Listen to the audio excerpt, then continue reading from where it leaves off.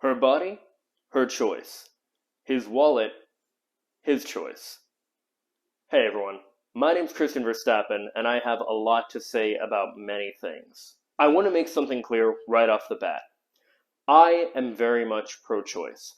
I am so pro-choice to the point that I would call myself true pro-choice. Why? Because I am pro-choice for both potential parents. I'm going to be speaking in very heteronormative terminology throughout much of this because it's just going to be easiest to kind of flow that way and you'll understand what I mean. But obviously what I'm saying will apply for trans and non-binary people as well. I want to also clarify that I am speaking in an ideal world and how I think that being pro-choice should work ideally. I understand that throughout much of the US, my state included, I live in Florida, abortion rights and women's rights in general are very much under attack, and it's sickening. But that's not what this video is about. In this hypothetical that I'm discussing here, this is one in which abortion is completely legal across the board, or if Roe v. Wade never got overturned in the first place. With all of that in mind, I'm going to be explaining how I believe this would look in an ideal world, the specific steps that that would entail, as well as examples of this working properly, and going over some arguments for and against this mentality. I fully believe that a woman, regardless of any circumstance, should have the full ability to, of her own volition, go in to a clinic, should she want to, have an abortion, and that be the end of it. The man does not have any say whether she chooses to get rid of the child or not, because it is her body and it is her choice. Similarly, the father is not to be assumed fatherhood. If the father doesn't want the child or the responsibility, paternally or financially, they do not have to accept it. Now, in this instance, unless the father assumed fatherhood, which they could only do after the child is born, they are not able to be saddled with child support or anything of the sort. Rather, say they're in a relationship with somebody, their partner gets pregnant, and they decide they don't want to be with them anymore, or they don't want the child, and now they have to choose between if they want to stay together or the mother have the child, raise it on her own, and the father just not be a part of either of their lives anymore. Of course, the father doesn't get any access to paternal rights for that kid because they didn't take the responsibility. But at the same time, they don't have the consequences of child support either. Let's discuss a few hypotheticals here. I discussed one in which it is a healthy, loving couple that just were on different pages when it came to having a child. But let's discuss some other things.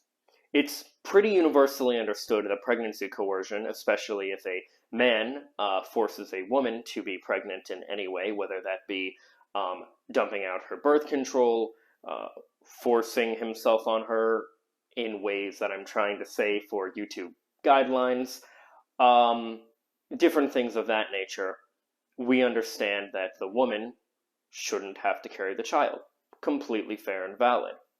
At the same time, whether a woman forces herself on a man, or practices some form of pregnancy coercion on a man, or even just has a hookup that goes wrong, by wrong I mean she gets pregnant and that wasn't the intention, if she either has some kind of moral qualms about abortion or just doesn't want to have an abortion for any reason, just wants to be a mother and have the child, that's great. And she can, if she wants to, notify the potential father.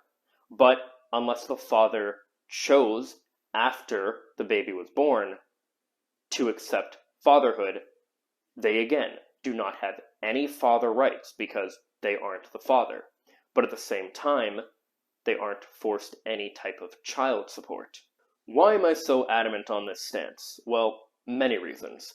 For one, unfortunately, this kind of talking point has been very co-opted by the right and kind of MRA communities and things like that. But I do believe this is something that people in general, regardless of political ideology or anything else, can very much get on board with. Because when you think it through, it's just being morally consistent and removing a double standard that many people seem all too okay with.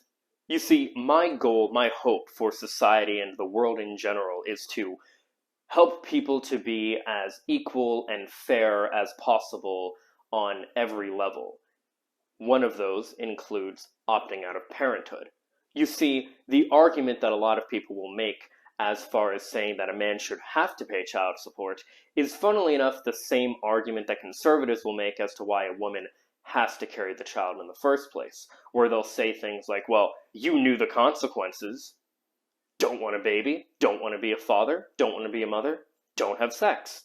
Because that's worked really well throughout human history, right? Or we have wonderful arguments such as, well, it's not about you, it's about the child now. Okay, well, for the mother, when she was carrying the potential child, it's not about her, it's about the baby. But we understand it's about her, not the baby.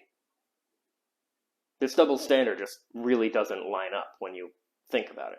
The way I believe that this situation should work is very simple.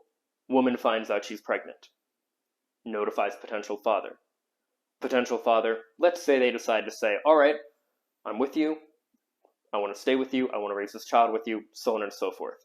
Before they sign that form to say they are the father, and this is part of it as well, I believe, because this is something that is offered and I believe should be socially destigmatized as well, it should be common practice that a father have a paternity test done.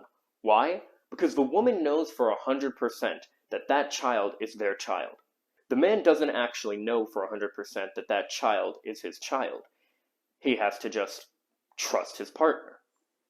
And believe it or not, women can lie. And I don't say this as some crazy right-wing misogynistic, oh, women are horrible and you can't trust them kind of stance. No. I say this because women are human beings. They're not perfect angels. They're not horrible demons. They're human beings. I'll definitely have a video discussing that more specifically too. But they're capable of doing really good things and really bad things because they're human. I also say this as somebody who knows people personally in my life that are results of paternal fraud. And I won't get into the specifics of that, but let's just say it's made things challenging for the family. And I know the pain that it can cause others. You see, when it comes to these discussions, it really isn't about the scientific accuracy or the safety or any of these kind of things that some people will kind of hide behind. It really is a matter of kind of what you view as morally correct, if you think it's inherently wrong to not just immediately trust women, which, again, because they're humans, they do have the capacity to lie, just like anybody else does. You might think that hearing this sounds harsh.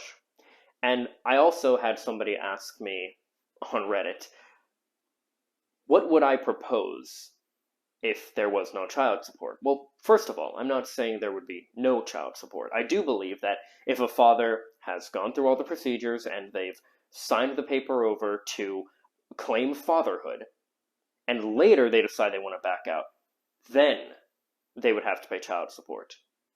That's fair. But I also believe, at the same time, that even if there wasn't child support, which maybe there shouldn't be, I'm perfectly fine with having slightly higher taxes to pay for children. Sure. But again, the people that ask these kind of things, often in my experience at least, are arguing in bad faith. The same kind of arguments that you'll hear for why men shouldn't be able to opt out of having a child and opt out of child support are the same arguments that conservatives will use against women saying why they don't actually have a right over their own body. At the end of the day, regardless of gender or anything else, I fully support being pro-choice for both potential parents. I believe that women should have full ability to have an abortion should they want to, and the man has no right to say whether she should or shouldn't, whether she can or can't. At the same time, fatherhood should not be assumed or just automatically given to a man. Rather, they go through the procedure, have a paternity test done, and if they decide, okay, we've confirmed the child is 100% mine, I am going to sign this paper and be a father. Or they say, okay, we've confirmed that it's 100% mine, I don't want to be a father.